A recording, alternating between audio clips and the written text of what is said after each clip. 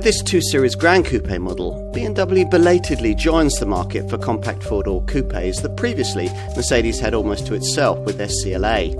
It shares nearly all its engineering with the 1 Series hatch, which means it's primarily front-driven, but it's very much more aspirational.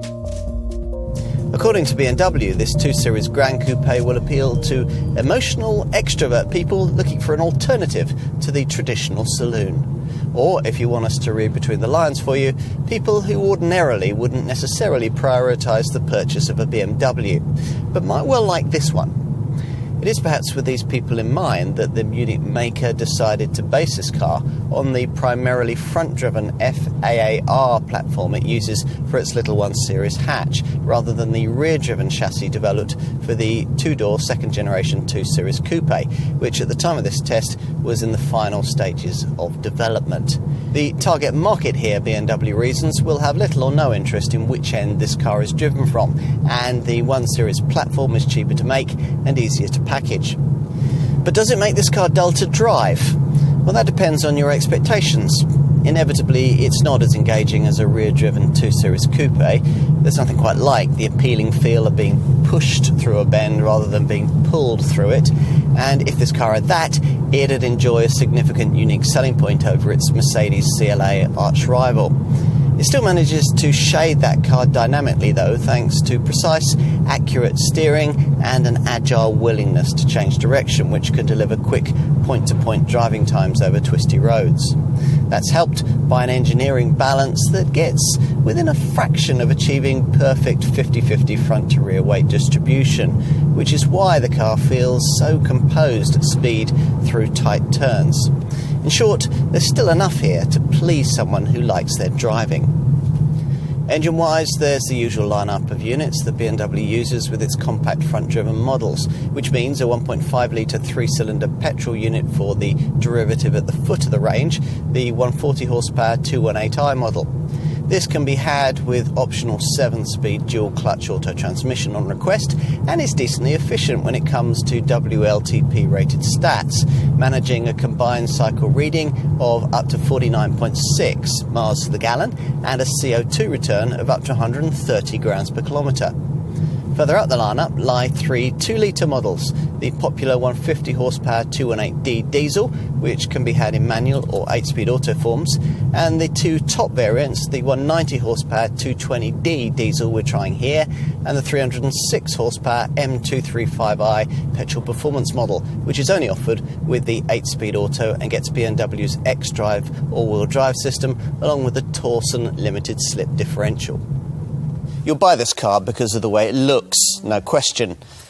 Like most four-door coupes, this one is distinguished by frameless side windows and a swept-back silhouette, which makes the car look a fraction more compact than it actually is.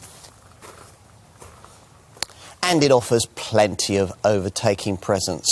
The large corner air intakes below the fog lamps hint at performance potential, while these slightly angled full LED headlights draw attention to the familiar BMW kidney grille, which extends almost the full width between those lights and features bars contoured with eye-catching vertical indentation. The rear isn't perhaps quite as eye-catching, but the full LED L-shaped tail lamps, another classic BMW design cue, have distinctive nighttime illumination. Is this a proper coupe? This frameless door certainly makes it feel like one.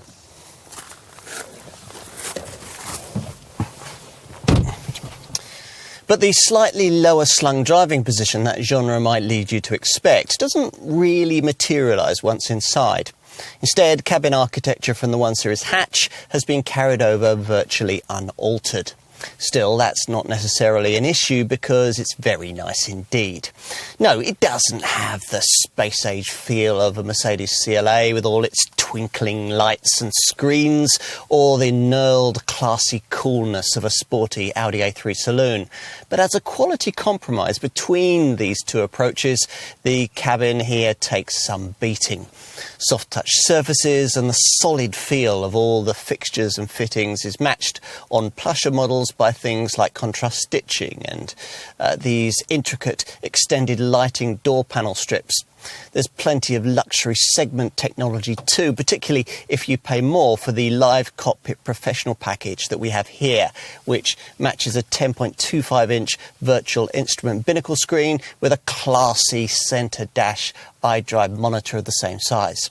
There's some clever stuff incorporated into this extra cost setup, including what BMW calls an intelligent personal assistant, which is there to answer questions you can voice to the car as you drive it. Even the lesser Live Cockpit Plus media package gives you quite a lot, including Apple CarPlay and Android Auto smartphone mirroring. Bear in mind that many of the various connected drive digital services are life limited before becoming chargeable. As usual with a coupe, rearward vision is somewhat compromised by the sloping roof and angled rear screen, so you'll need the standard parking sensors. But finding the ideal driving position is easy. The seats are very comfortable and there's plenty of interior storage space. Time to take a seat in the back. The headroom figure is 817mm. That's 40mm less than you get in a 1 Series, but 10mm more than in a rival Mercedes CLA. The scalloped seat backs create a bit of extra space for your knees, and as for legroom, well, there's 617mm of it, which is the same as a CLA, but here you get a bit more space to tuck your feet beneath the seat ahead. Let's take a look out back. Inside the trunk, you're provided with a reasonable 430 litres of cargo capacity. That's 50 litres more than a 1 Series hatch, but 30 litres less than that Mercedes CLA rival. Long items like skis through between a couple of rear-seated folk. So, how to summarise? Well, if you were already thinking of buying the 1 Series hatch, we'd encourage you to also consider this Gran Coupe because it's essentially the same car without much of a practicality downside and a considerably more stylish feel. Now, that in a nutshell sums up what this kind of car is all about. Late to this party BMW may be, but the brand has come ready to make an impact.